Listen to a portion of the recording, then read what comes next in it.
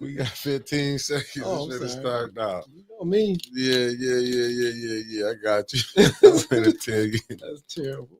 Yeah. You know me.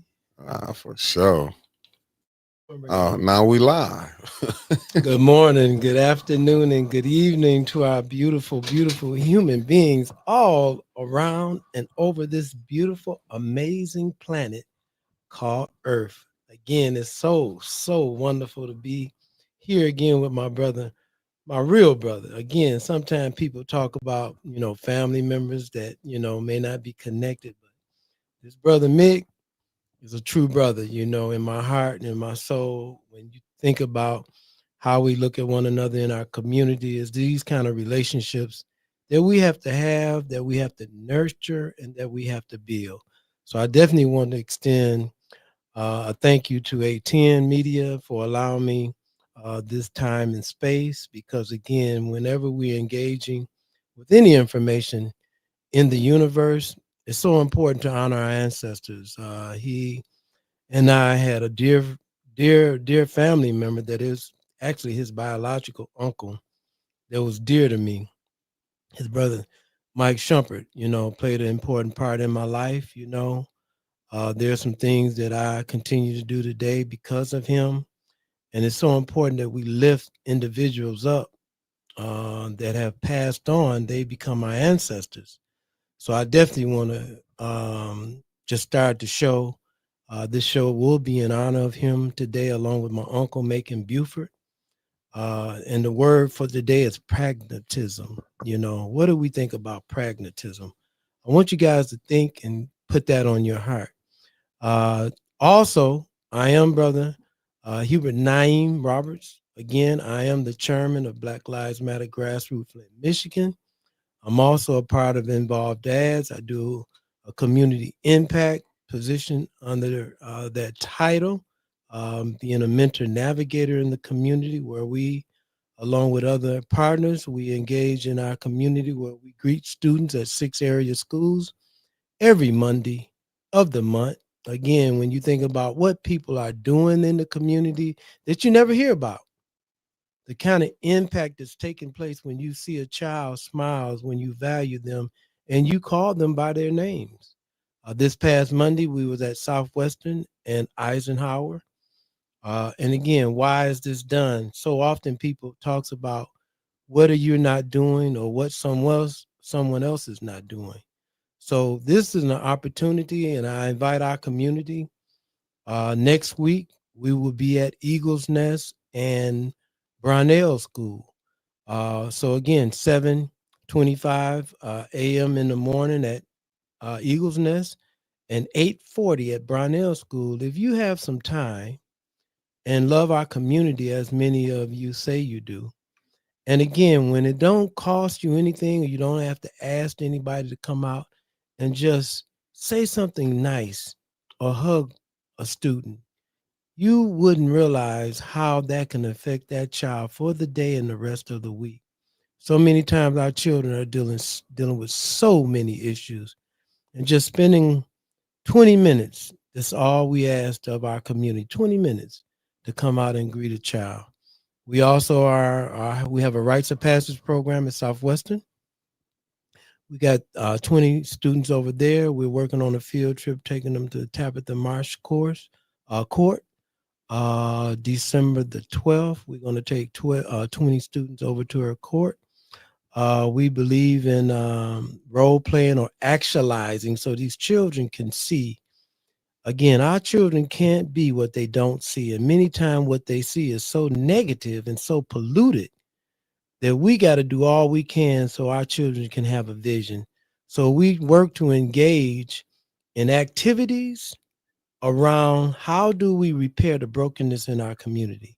So I'm just sharing a few things that's going on in the community. Also, our community conversation 101 is the fourth um, Saturday of the month at our office, 2712 North Saginaw Street, next to Job Corps.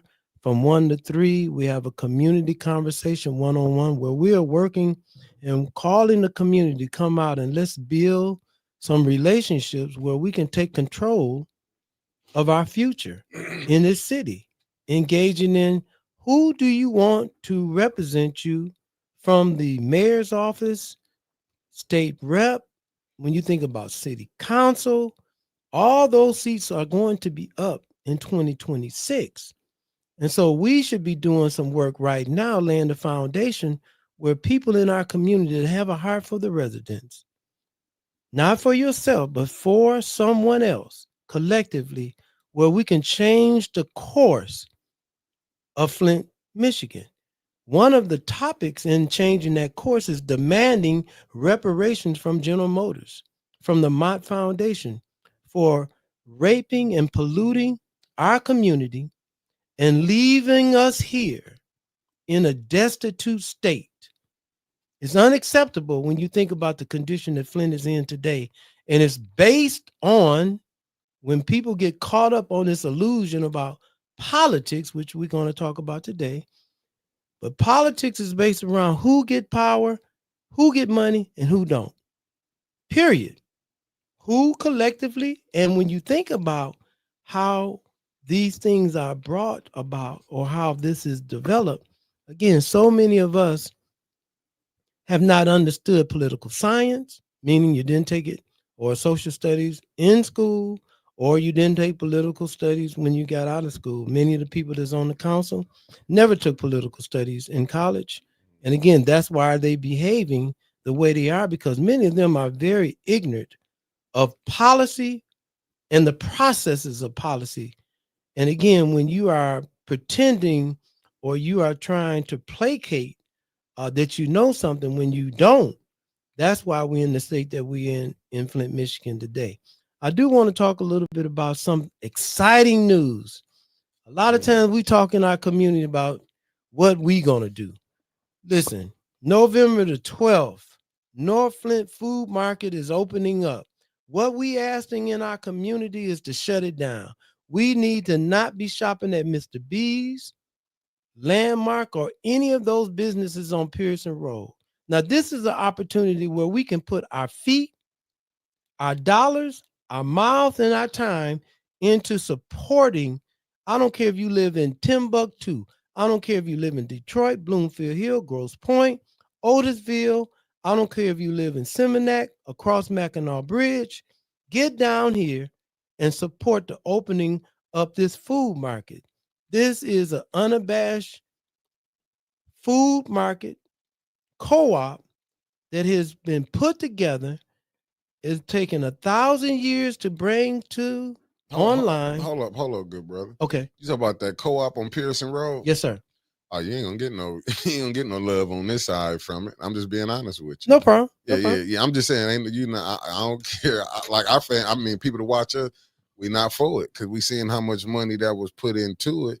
And when they saying, look at, and you just talked about the Motts, right? Yes, sir. But then they just take Mott money? Yes, sir. Okay, so I mean, like, come on. Well, a lot of times, think about it. When you think about that and the process of money, so a lot of times, sometimes you have to engage with the devil or with the enemy because the enemy has all of the cards. So be honest, Mickey. So when the enemy has all of the cards, there's got to be a way to work with the enemy on some level to get what you need. Because if you're saying a community has to have some kind of focus on their legacy or how a community is going to sustain itself. So on the north side, there's no real food market. When you think about Landmark or Mr. B's, are totally unacceptable. When you think about those other beer and wines or those, they have been gutting our community for 50 years. All of the money that goes into those businesses on Pearson Road leave the community. It don't go back in our community. But is that money truly gonna come back, even with that grocery store that they? This the only grocery store I know that it took with the millions that came in. I just don't believe it's gonna open no time soon. I feel like it's a money pit. The guy who opened it, who started it, he don't even live in Flint no more. Let's just be honest. The person he had coming up here, I'm just saying from the stuff of me being down at council, I'm not knocking it. I do believe it was, you know what I'm saying? I just want, like you said, if you saying the enemy, when I see the enemy putting money behind it, that's what make me be, you know what I'm saying? It's like, what are you doing? I mean, if you really behind this, when you be here to see this grocery store through? I'm gonna be with you 100% as far as everything that you say. But let's be clear. Yeah. It is about, we have to really double down on how Black people are going to engage in business. Mm-hmm. We need Black businesses, Mickey.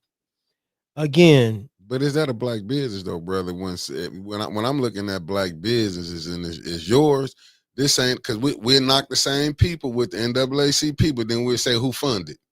Then we'll criticize them. That should go for the same thing for this business. I'm just saying, if you saying this, do you think your oppressor gonna give you money to help your people? I believe the oppressor has an obligation because they want to cover bases. So a lot of times the oppressor, which is the government that's been here for 500 years, have oppressed us from day one. So we have to be clear about how we going to establish a foundation of this possible store opening up and then other businesses springing off from it. Because again, we have to have a foundation of business and wealth that we can build from, meaning Black owned gas stations and the like, Black owned roller rink, all those mechanisms that we use in our community should be buying and using Black businesses. We need to be able to hire our own. Now, when you mentioned about Myers or Kroger's or all these other stores, if we go back, and I know sometimes people don't like to hear this, but if you look at 1865, so after the Emancipation Proclamation, we had all these kind of things. We were self-sufficient, Mickey. We were self-sufficient. Yeah. Didn't the enemy come in and destroy our community? Yes or no? Nah, I say he did. And so, being that the enemy has came and destroyed our communities intentionally, everything that we have in this country has been allowed for us to have by other people. We did not come from Africa, whole people. We came here broken. So one thing about this store, yes, there's pieces that are broken. One thing that we need to celebrate is how we can see some wins in our community. Yes, there's sometimes that you have to deal with the enemy, and the enemy always have a plot. So even dealing with the enemy, you have to have clear, defined outlines of how you're going to deal with the devil. And in the process of dealing with the devil, I'm just being honest with you, especially in Flint, we full of devils. If we're trying to get something done for the people, so the people can have a win, Black people need a win in this community. And so I'm just hoping that people will come and support it, because I do believe that this could be a fertile opportunity that other businesses can spring forth where we can be self-sufficient.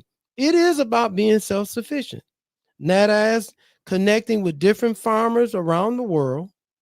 That way you don't have to be on the same line or linked up with other people that's not going to give you a fair deal for the items that you're trying to buy wholesale. So just like you understand, we don't own any hair businesses. I mean, when you think about the number of Black and brown women that uses artificial hair, that's appalling. Yeah, but I got a question for you. Okay. Still on that same thing. Now, what if you just saw like you say, a Black woman, just say want to open up a hair, she opening up a hair store, right? Yes, sir. But she go to the Koreans and they put the money up. It's their store, but they just use her as a face. Okay. And that's what I don't want to be happening. When you saying Black owned, I'm looking at Black owned because when it came out, if you had all these people put money into the store, we being honest. When you talk about them stores back then that was Black owned, it was truly Black owned. Okay, See, that's right. that these are not truly Black owned. They might just put a face on it. If I'm giving up $10 million, however the you know what I'm saying, the grants they got, who you think gonna have more say so? The person who gave up the majority of the money, or the person who gave up really and I'm like I said, I'm not saying them people who gave their money up, that 200 or 300 and donated. What you think? Who you think gonna have a bigger shot to call? The person that donated the most money. And that's all I'm saying. I'm not knocking it, but I'm just saying I don't want to get the people like because you can go study co-op stores. They don't last long. We can go pull them up. You know what I'm saying? Like I know you like to go back. You can go do the study. How long do they last? I just look at it as like a money grab. They listen. Do you think the event center should have opened up before the grocery store? Which one was more important, the grocery store or the event center? I believe the grocery store is more important. But back to your initial question was there are a few successful co-ops that's going on in Detroit right now. They have two on Jefferson and one on Woodward. I've been to several of them, and they've been going on for about 6 years now. One is in partnership with Myers, doing a fantastic job right down there next to the Renaissance on Jefferson.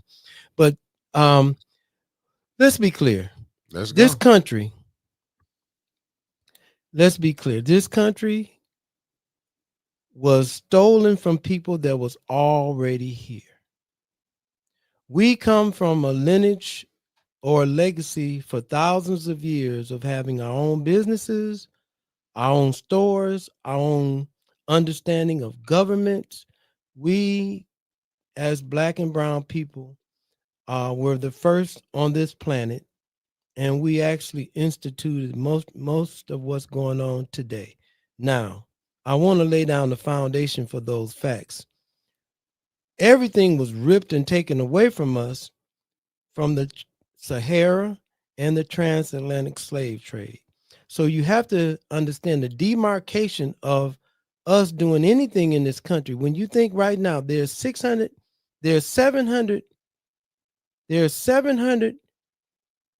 billionaires in America,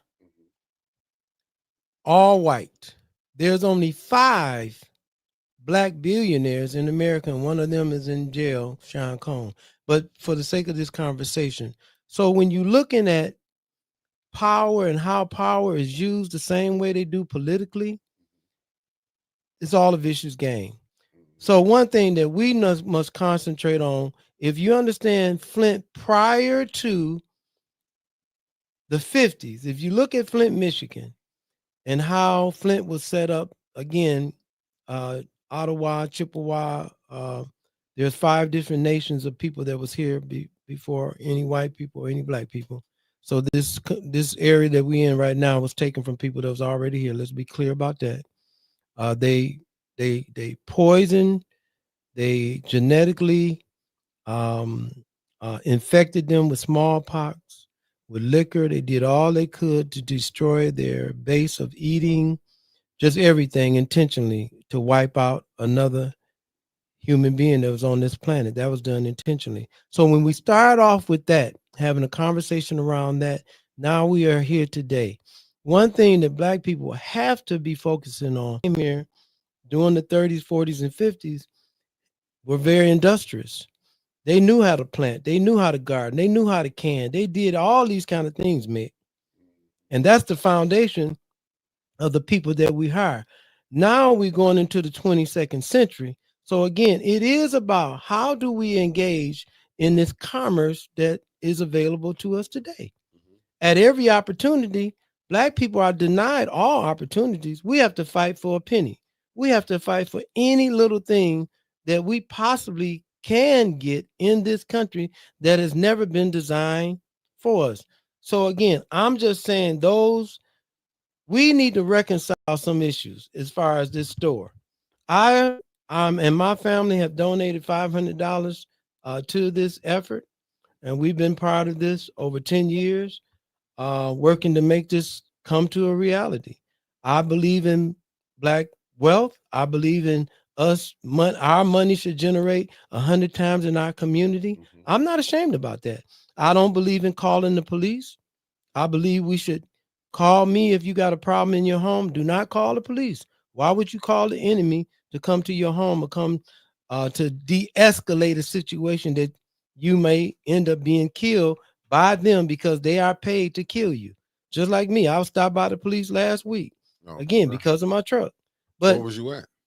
I was on Saginaw Street by the courthouse. I was actually leaving the courthouse. But anyway, so one thing that I'm just want to encourage our community is engaging in how does it look like us, how we can support one another. And I do believe that we need to boycott this country. I don't believe in football, basketball, baseball. I don't believe in anything, concerts.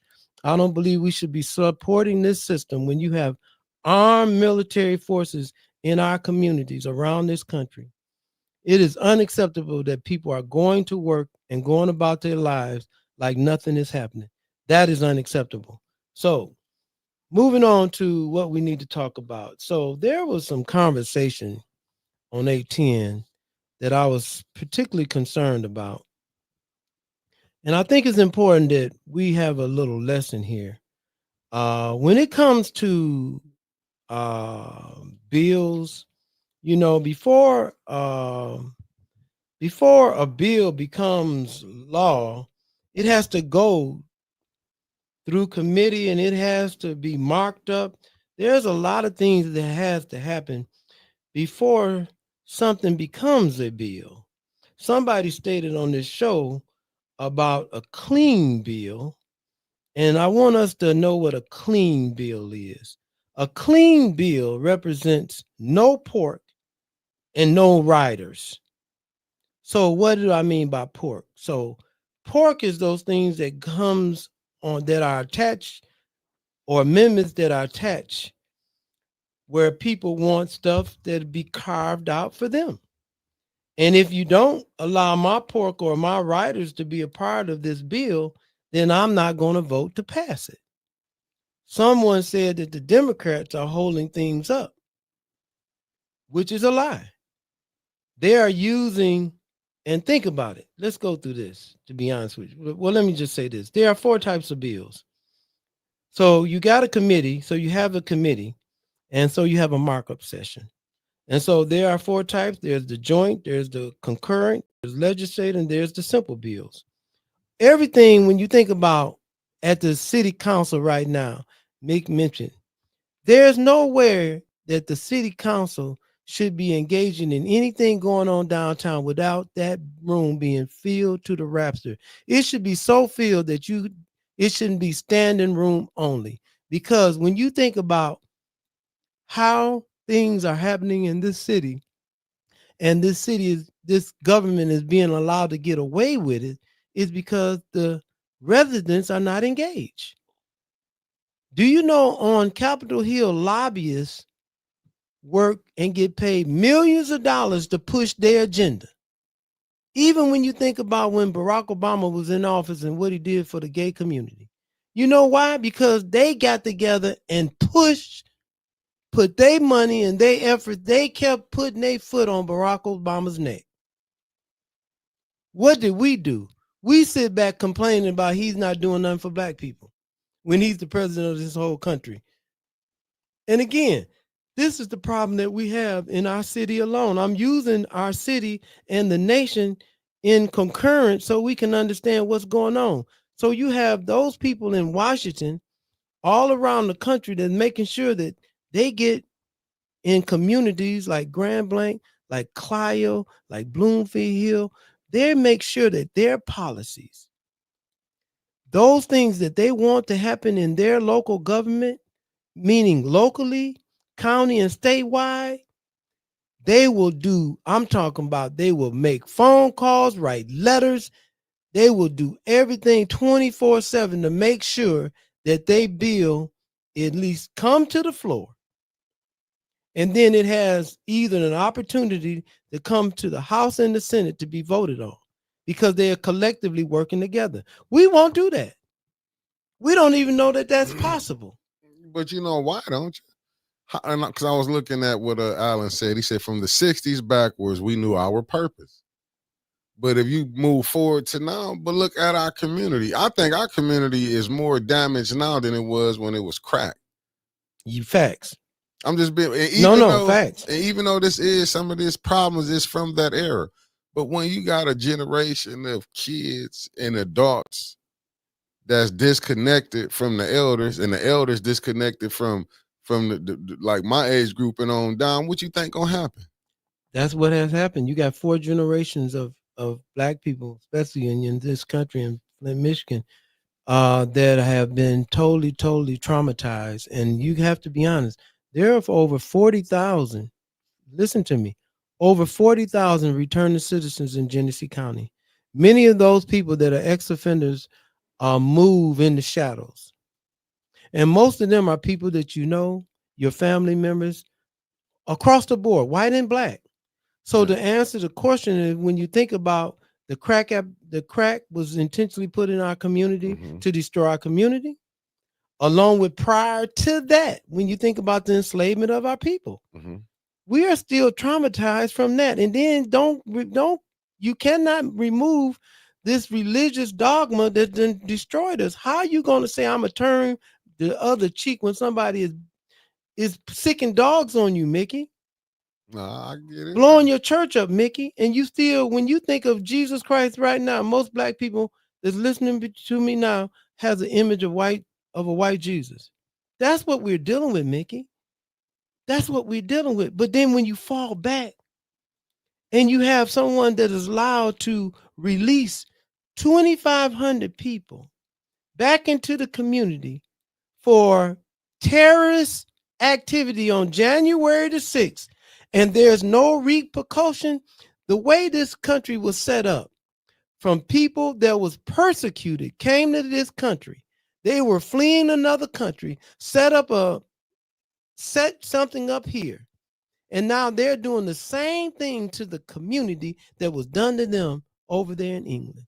It is very sad what's going on in this country right now. That's being allowed to take place in this country is appalling. And right now, everybody that's locked up, everybody that's engaging in any kind of law or law activity, there's no law. There's no law. Law has run amok. Donald Trump is a convicted felon. When you think about those people that he let out of prison, many of them are working for ICE. Many of those people that were let out of prison for January 6th are working for ICE right now. They didn't even have to go through no training, y'all. I mean, but you just said, if you saying if he a criminal, right?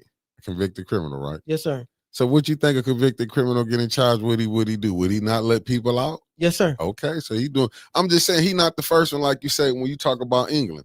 What England did, because I was having this conversation earlier. What's up, Salty Chef? I was having, and is this what we're doing? Thank you for just hitting that like button. This what, man, you got to remember, England opened up their jail cells. Yes, sir. And let the people out. Yes, sir. And they came and built something over here. No different than, remember Fidel Castro? Yes, sir. When he was doing them exile with people. Yes, sir. Who else did he let out? He let his criminals out. Yes, sir. So you have to understand, a lot of these other countries, that when they sending their people, they letting their criminals out too. Well, the play, and again, the play is not new. This is an old play. Yeah. You know, the sad part of this play is that there's supposed to be checks and balances, Mick. Facts. And that's what's not taking place. And I think that's on everybody's face. I think I have an issue with anybody that comes on and speak about politics and not be honest, because politics have never been fair. Let me show you what politics is. So President Barack Obama, the Republicans at the time used various legislative tactics to block over 500 bills, nominations, and initiatives under the President Barack Obama administration. Not for 4 years, for 8 years. Number one, Job Creation and Infrastructure Bill, the Climate and Regulations and Environmental Bill, the Clean Power Plant Act, Water of the U.S. Rule Act, Keystone XL Pipeline, Immigration Reform, Judicial Executive Branch nominees were blocked, Supreme Court nominations were blocked, Protect Workers Protection was blocked, ACA, Republicans voted 50 times to block and filed a lawsuit. They filed a lawsuit, which is why we are in day 35 with this Republican shutdown over some BS about ACA, meaning, again, how do you have 700 billionaires in a country and you don't want to share resources, Mickey? when anybody come on the radio or on television, and it's appalling that people want to vilify, even vilifying Trump or anybody that's supposed to be a governor or anybody that's supposed to be in legislation. How is it that you saying I'm a Republican, so since I'm a conservative and I'm mega, I have everything and I don't want to share nothing with you? Does that make sense, Mickey? Why did the Civil War start, brother? Because they didn't want to share the power with the South. The South said, you guys are not going to be taxing us. You guys are not going to have representation because 3/5 of the human being was based on tax purposes as far as in the legislature. That's how the electoral college got started. It was about power and control. Those northern people did not want to share any power with the southern people. So see, that's the point that I'm making. And that's what we're going back to again. All we going back is back to who's going to be able to control power. Let me say this to you. So the U.S. is a white supremacist settled colony. It's a facet, again, fascist by design from the group. And you think about it. This country was started from the ground up by white nationalists. The First Nation people and Black people, it was not designed for First Nation people, meaning the people that was already here, nor for Black people. It was definitely designed for those people that lean toward Nazism. So again, they have worked very hard to infiltrate the GOP, which many of the mega people are Nazis or fascists. They go hard and they go hand in hand and they work complementary towards each other. This is why the Nazi model, and you think about this model that has taken place again back in the day, because this is manifest destiny, and this was back to the Nuremberg laws. Again, see, we have to go back in time for us to lay down the foundation of what we have today as a nation. This is, and it was, a nation that was taken from people that was already here. It was built by Black and brown people. And then it was given over to the corporations and business people that were white. And again, one of their main goals was go around the world and take all of the minerals, meaning all of the resources, all of the minerals they wanted for themselves. It's a question for you up here too. I put it up. This from my cousin Maria Carter. She said, respectfully, how can we get BLM and NAACP Flint to be more active in what's happening in Flint and its consistent issues with government? Honest question. That's an honest question. We're working at it. You know, all I can say, we're working at it. It's not easy when you think about dealing with Negroes that, want to be, don't want to work together because of some agenda. So to answer your question, we're working at it. I work at it. I work trying to have everybody in the tent where even if we don't agree on everything, there's some things we have to agree on. And again, I think that's something that the NAACP, along with the Native Americans, along with any of the Islamic group, I think all of us have a part to play in our community in Flint, Michigan. I think our white allies, if there are some Europeans that believe in the liberation and the humanity of Black people, they should be a part of Black survival. Why shouldn't Black people survive in Flint, Michigan? Why do we have to be downtrodden? Why do we have to be destroyed or be victimized? Or why would we have to be looked at as criminals? Why can't we enjoy the fruits of our labors? Why can't we have opportunities to pursue education and have businesses in our community, sister? Yes, I believe the leadership of the NAACP, Black Lives Matter Grassroots, Flint, Michigan, and any other group should, and because if you look at the past, again, ACLU, the SNCC, LCLC, when you're dealing with Dr. King, when you're dealing with the nation, Marcus Garvey, a lot of time there was some tension in all of these different, because everybody had different ideologies, but they understood that they was being totally oppressed by something else. They were definitely being killed and being lynched by somebody else. This was not no accident. This was not illusion. You were being denied opportunities based on your color, not on your skills, not on your intellect, but based on your color. Even if you think about football, basketball, baseball, all that stuff was segregated. Most people don't understand that now. Most people don't even realize that. Mm-mm. And they don't want to care. They don't want to care to understand what happened to the Native Americans, y'all. What happened to millions of Native Americans that was here before any of us? We don't want to have that conversation about the Treaty of 1836. Anybody know the Treaty of 1836?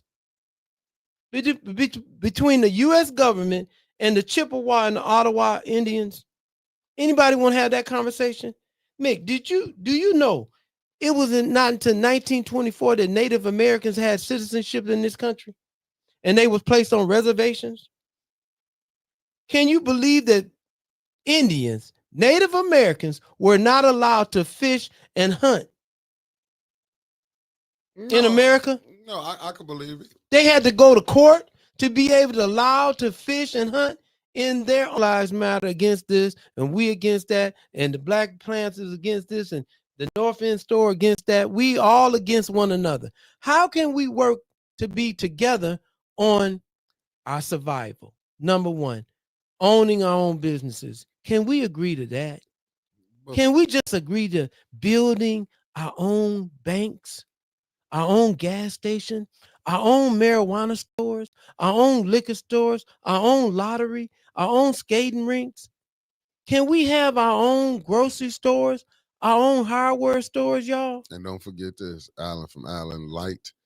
He said, and the Land Act removal of 1825. Holler. That was powerful, y'all. Most of the Europeans today are benefiting from those land acts that happened then, because that is the foundation. They don't make no new land, guys. I got a question for you. I'm gonna go ahead. We're gonna press the Holler, issue. press it. What is the beef between the Republicans and the Democrats? There's really no beef. It ain't no beef, Mick. Don't play with that game. That's the 3-card Molly. See, and I know it's hard for you to accept this, but come on, bring it to me. It's about, and no disrespect to white people, because you guys are dealing with sickness, severe sickness. It's about severe white supremacy. Even a Democrat, a libertarian, a Green Party, or I don't care how you want to define it. It is about white power, period. That's what it's all about. I don't care, because when you have been indoctrinated and been told a lie that you are the beneficiary of everything under the universe, that other people have the indoctrination for white people is that no one else have contributed anything to this planet, that everybody else is beneath them. That's how they move. They don't believe in sharing fish, water, or air. If you look at the analogy, 32 football teams, 30 basketball teams, baseball teams, not one of them are predominantly owned by a Black person. Oh, yeah, when you think about all of the industries in this country, not one is owned totally by a Black person. So why is that? Is that Democrat or Republican? That's about business, isn't it, Mick? Yeah, it's business. So when you think about it, again, why is it to the degree that is in all of these politics and the politricks, all that is just fun and game. All that is entertainment. No, the reason I say that though, but no, it's entertainment on the top. But when you see on the bottom, you see these people talking about having a civil war. Well, the Civil War, like you No, I'm say, talking about now. Cause you The- seen with the January 6th. I'm saying like, cause I be trying to figure out like what's the. I hear the conservative, I hear the liberal, and it's like their ideology is off from each other. Like, but it's not the ones at the top. I get it. The ones at the top, they doing business. Cause as you see, when every Democrat became after Bush came in, and none of them changed the tax cuts. nope. So I get that at the top, but I'm talking about the ones on the bottom, like where we at, the regular folks. Well, the regular folks are caught up in the psychosis of an illusion, right? Because Mhm. again, it's all about me, and Mhm. not we, Mick. Gotcha. See, that's so you self-segregate, right? Mhm. So you don't go over to Grosse Point, you don't go to Bloomfield Hill, right? Mhm. You ain't going up in that community, right? I want to get jammed up. Okay, right. So just like Sundown, you don't even have to say Sundown Town. You know not to be there. There's no Davidson. Mhm. There wasn't. All that was wilderness. People went out there to hunt, Mickey. Mhm. People moved away from the community because they wanted to get away from black people. Black people wasn't doing nothing to white people. We wasn't robbing and killing white people. Mhm. They were robbing, killing, and lynching us, Mickey. So when you flip the question, why do white people hunt black people? Why do white people kill? Why do officers shoot us in the back and shoot us in the head? Why do they shoot children? Why, whenever we call the police, somebody die? Why is that, Mickey? When white people call the police, they don't die.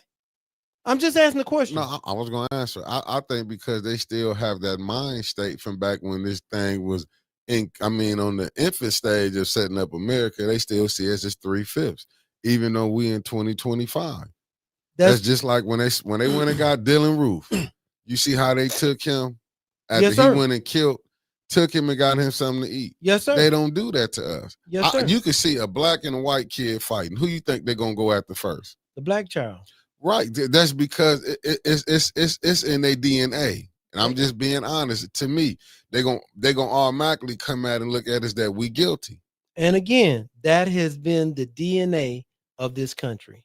And again, those things that you fear the most a lot of times is you when you reflect it in your mirror, because you know how evil you are. And that's what we're dealing with. A lot of times, money does not solve the problem.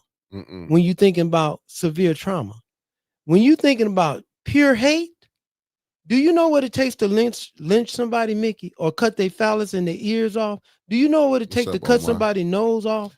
No, I told you. Do you think? Do you know what it takes to without sanctuary? I couldn't do it. Do you know what it takes to rape children, which is what white people have done intentionally, Mickey? Do you know they had slave sexual camps, Mickey? They bred us, Mickey, like animals, Mickey. We don't want to have that conversation. I've been told you that. See, people don't want to have that real conversation when you think about Republican or Democrat or Libertarian or Green Party. All that's some BS. Because again, there's enough resources in this country for everyone. There should not be no homeless person. There should not be schools. Healthcare should be affordable to everybody. But this the thing. Why? This what I don't get. And I'm gonna ask you this. Like this thing, we've been helped up on the well, I ain't gonna say because I don't get no SNAP benefits, but it's the fact that they helped. You know what I'm saying? They didn't want to give no. This president was willing to hold up, not giving out feeding his people. And that's new. No, it ain't. I'm just saying, but this what I'm saying. But a lot of voted for this problem because most of white people that voted for this guy, they voted for white supremacy. Number one. Mm-hmm. So let me address white supremacy. White supremacy is this. Thank you for the $5 super chat, cousin. Yep, go ahead. White supremacy is this. This is the bottom line. It is inherent far right dictatorial leadership. Mm-hmm. The characters of authoritarianism is extreme nationalism, suppression of opposition, mm-hmm. materialism, material meaning militarism, social and economic regeneration, cut. When you think about a cult of leadership, mm-hmm. you think about the 20th century with Mussolini mm-hmm. in Italy Adolf Hitler in Germany, Mhm. Franco in Spain. These are the things when you think about fascism, because this is the foundation of fascism. When you Mhm. think about this country that was taken from people was already here. Right. This is the foundation of this country. You use force to suppress opposition. This is the hallmark of fascism, which is where we are today. And there's supposed to be checks and balance. Do you think President Barack Obama could do the things that Donald Trump is doing today? Oh hell no! They'd have been jammed him up. Do They you know wouldn't play. California is the sixth largest economy in the world? Mm. California is the sixth largest economy in the world. Mhm. Do you know gerrymandering, what's taking place with gerrymandering right now? You Right. got a congresswoman in Arizona. I can't pronounce her name, Adelita. She has not been sworn in because the House is out. Mm. That's intentional.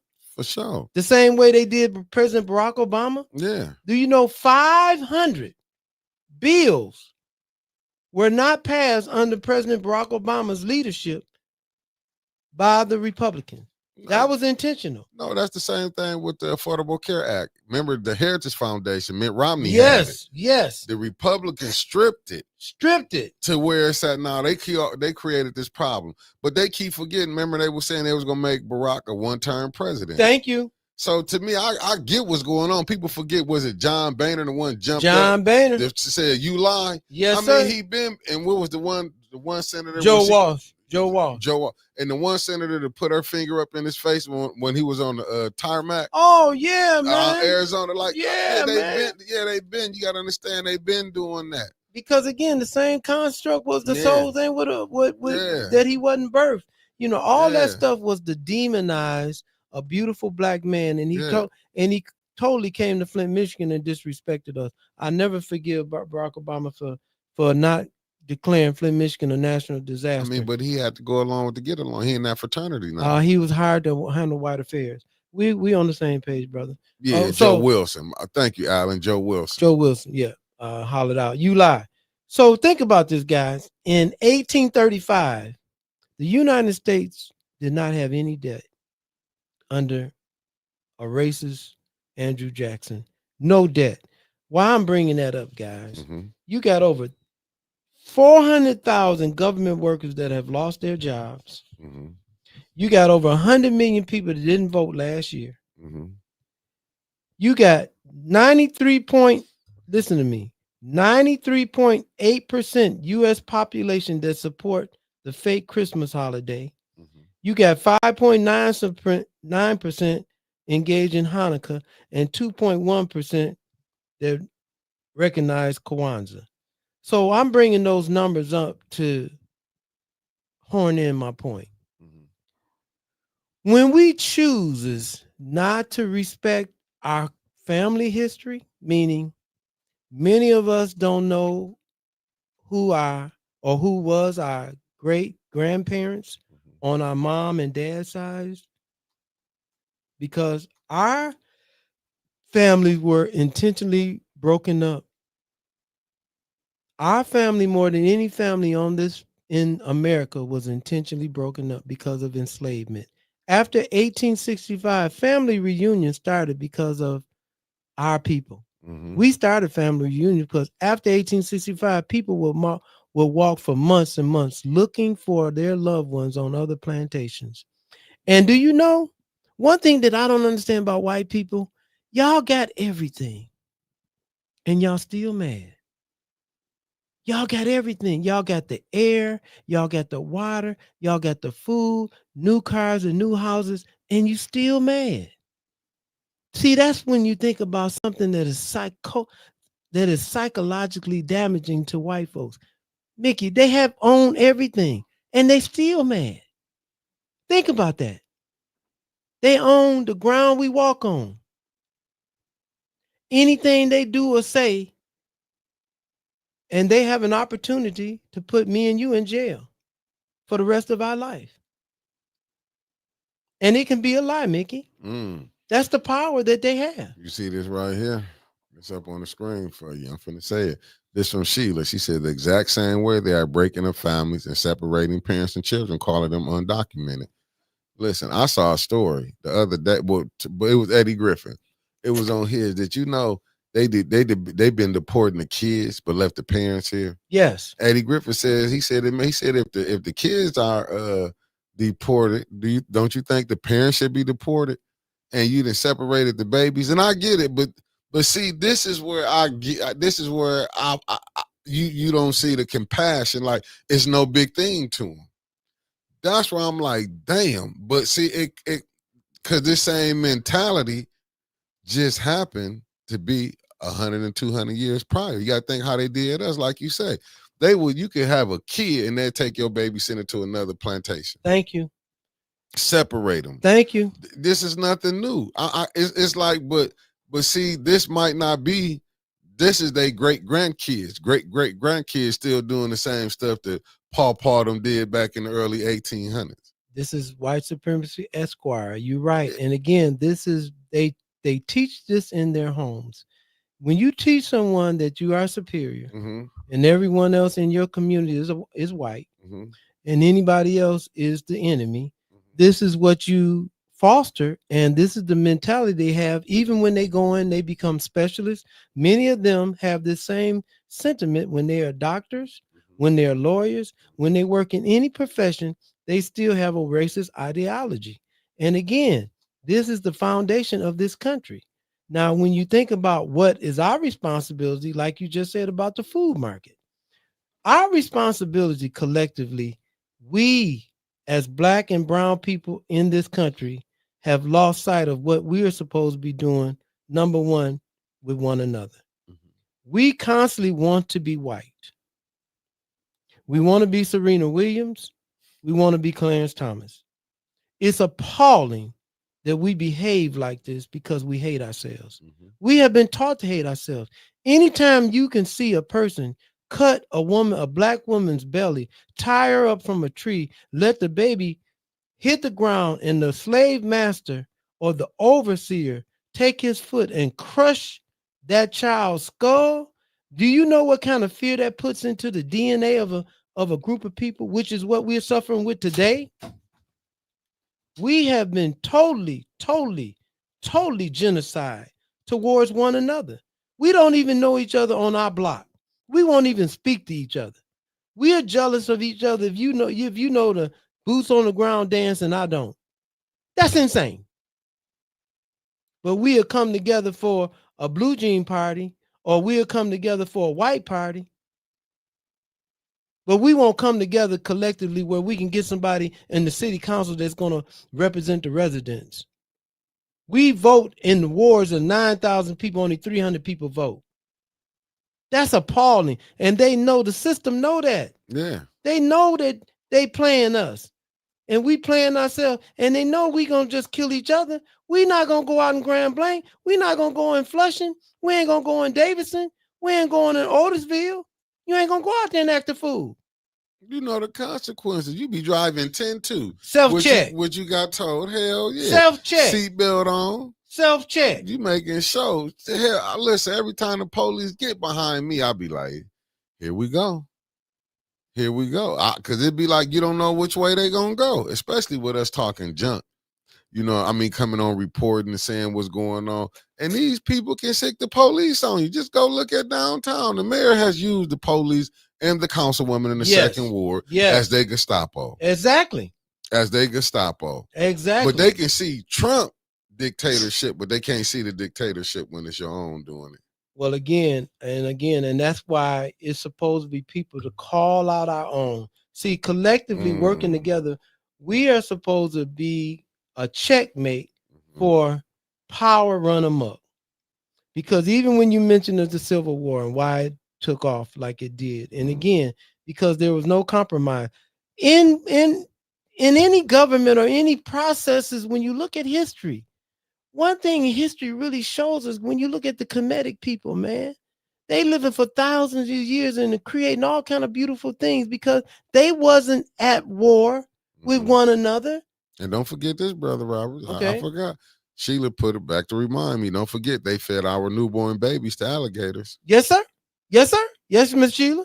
And again, that's a sport. And they laughed about it. And they went on and had sex and they told their wife about it. The same thing that they kill us. Do you know killing black and brown people is a game and is shared on local and national police? When you think about the police union, they have a mock-up. They have boards in their different police academies where they use black faces that they are using for target practice.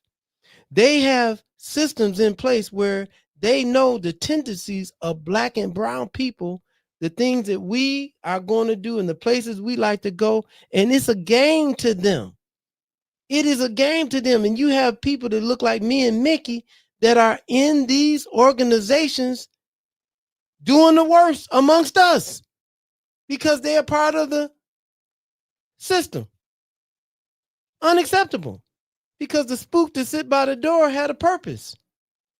And again, even when you think about Malcolm and Martin or Marcus or Denmark Vesey, when you got a system that's in place and you are not going to disrupt it, it is our fault because we are going to die. How dare we allow what's taking place in this country? I'm talking about white people too. I'm talking about white people with real consciousness. It is unacceptable what you guys are allowing to happen in this country. This is just like Nazism. This is just like Mussolini. This is like Franco Marcos. I mean, this is the same tactics that they have been using. This is nothing new. This is the same tactic that Bull Connor used. George Wallace used. Do you know back in the day with Storm Thurmond, Lee Atwater? None of this is new, y'all. When the Dixiecrat and Republican with Lincoln didn't care nothing about people enslaved. Oh, there's another fun fact for you. Okay, fun fact. What about the Levi symbol? 2 horses pulling a black man. Come on now. Come on now. Yeah, nah, I'm just don't get it twisted. Yeah, I'm just putting this up here for you. Come on, y'all. Let's tell the truth because that's why history is so important. That's why they don't see again. And that's why many people today are going with the last 30 years. They have no understanding about 200, 300, or even 60 years ago. Let's just go 60 years ago. Or let's go to 1921. Let's go to the 1920s. Because even when you deal with the 20s, guys, we were engaged in and they had the stock market crash. Let's be real about this, man. And that was a game that was played, guys. Yeah, it was the redistribution of wealth. It's about them carpetbaggers. And again, it's about being able to play the game because it's all about the distribution of wealth, who get a little bit and who get a lot. And again, if I can get you guys fighting a civil war amongst yourselves in other countries and even in America, I can pick your pocket, right? You remember that old saying? Yeah. Lyndon B. Johnson say, long as I can keep y'all fighting amongst yourself, I got the goalpost. Right. I'm running things. Because I don't understand how, like I say, with the Republic, before we end out, with the Republicans, I didn't get this. Y'all wanted for these cuts, right? Trump was coming in to cut SNAP benefits. And I'm not trying to be funny. It's more of them on it, and y'all was willing to let y'all start. I just don't get it how Republicans can sit up here, and I'm not talking about the rich ones. I'm talking about the poor ones. How do y'all can sit up here, don't want no health benefits, but y'all can spend money for wars? A lot of times, the poor Republican psychologically is based on whiteness. It don't have anything to do with resources. Many of them, again, they don't have teeth, and many of them can't speak, broken English and the like, especially up there in the coal mines. A lot of those Republicans, it's sad to say, but despite they will swipe their nose despite their faces because it's about white supremacy. It's about white power. It meaning a poor, no teeth, can't talk, smelly white person feel that he has more respect and more honor than Oprah Winfrey or your brother Steve Harvey, those house Negroes. That's how these white poor people feel. They don't care anything about not having no food because they know that one thing for sure, their whiteness is going to allow them to have something. Their whiteness, they're not going to be in prison. They're not going to be hunted. They're not going to be castrated. They're not going to be marginalized. You can take a dusty old white person, clean him up, put a uniform on him. Every black person would be nervous around him, and he don't have no power. I mean, that's facts. So again, when we think about the psychology of this and the psychosis of what we're dealing with, we don't want to have that conversation, because the real conversation is around white supremacy, because that's the whole tactic they used during Nazi.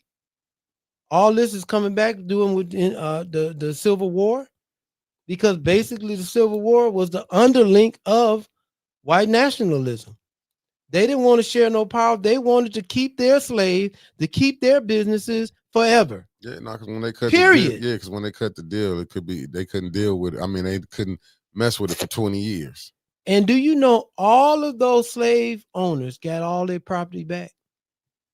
During the Civil War, all those plantations that was taken over by the Union, all that mess was an illusion, because all of those slave owners, along with the presidents, most of the presidents owned slaves, but they got all their property back. So the South really won the Civil War.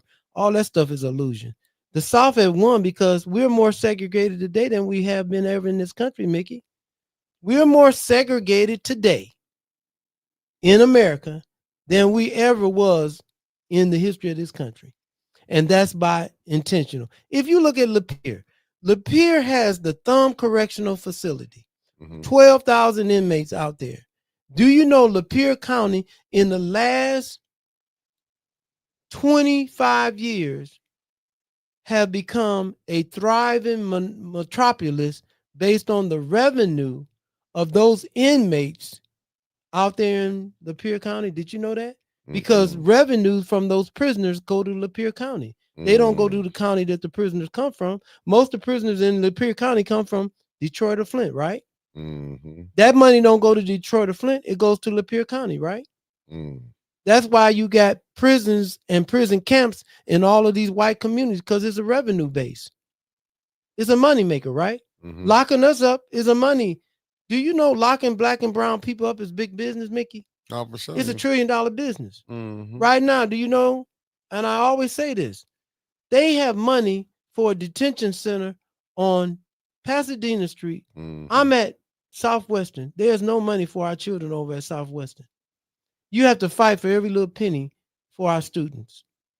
That's intentional. But those students at Powers don't have no problem. At Bendel don't have no problem with money, Mick. Those children out in Goodrich, Penn County, they straight. You hear me, Mickey? They got all kind of instruments, everything that you can imagine.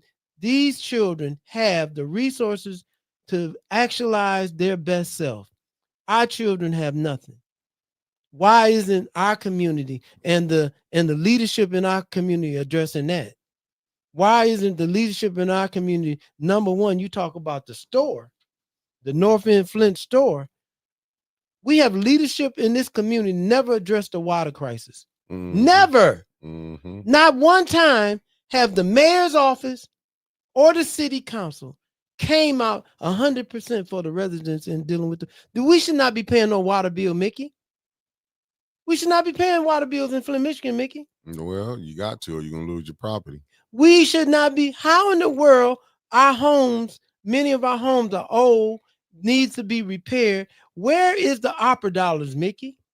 Where's the money for repairing the houses in Flint, Michigan, Mickey? Well, you ain't part of the FBI, friends, brothers, and in-laws. How you gonna give some money to the blight department when the doggone land bank is supposed to be covering all this stuff? How the blight department supposed to be getting $1.5 million, Mickey? They got to pay the people to work there, don't they? 3-car Molly, Mickey. Unacceptable, man, when you think about what's going on in our community that we are allowing. And I think the biggest thing that we need to have a conversation around is how do we say, okay, I may not like the shoes that you wear, Mickey, but how can we work together? I may not have liked what you said about me yesterday, man. But listen here, I apologize to you. We got something that we want for our children. Can we work together on this legislation? Can we work together on this store? Can we work together on building the skating ring? Can we work together on building the swimming pool? Can we work to building together an after school activity? Right now, We're trying, Black Lives Matter Grassroots Flint, Michigan, is trying to partner with any church. If you guys will allow us to open up your gym, we will have the manpower. But these children don't have nowhere to go. And you wonder why the children are out of control. Yeah, well, I mean, with all these people, we want a partnership with a church that has a gym to allow us to run it so we can get these children off the street and start doing programming, Mickey. Well, brother. Crim ain't going to do it. What we're going to do is, and I'm going to throw my little finder's fee in, we're going to look for a church. And I'm telling the church now, 810 got to get his finder fee to put this together, because this is what we do. We're going to get on here and find out. I'm going to make sure y'all give me my finder's fee. You know, this business now. We're in the business, brother. The only way 810 can survive. Yes, sir. But we're going to see what church going to, now, because they say they believe in Jesus, right? They believe in God. Come on. So we're going to find out. And I'm going to stay in contact with you on that, too. Thank you. Because we want to see, to get the church. Now, all these, we got Kojic. We got the Baptists. We got to keep the black churches. We want black churches. Right. I heard New Jerusalem got a gym. What about Metropolitan? Don't they got a gym over there? Everybody got a gym on the Bush. You remember that? Oh yeah. Are we gonna call all y'all out? Everybody got a gym on the Bush. Any last thing before we go, brother? Again, guys. It's always a blessing, and I want to remind you guys of North Flint Food Market's open up November the 12th. Please be there. And again, we're engaged in our community conversation one-on-one. The fourth Saturday of the month, 1 to 3 at our office, 2712 North Saginaw Street. Again, I'm Brother Hubert Naeem Roberts. My number is 810-394-4105. Email mentorroberts@gmail.com. Please come out and greet our students with our Involved Dads, greeting our students program. Again, we need our community to be more involved. Wakanda out. And Spacely Sprockets management is on the way. Because I'm managing now. I'm in the management game. Oh, brother. Here we are.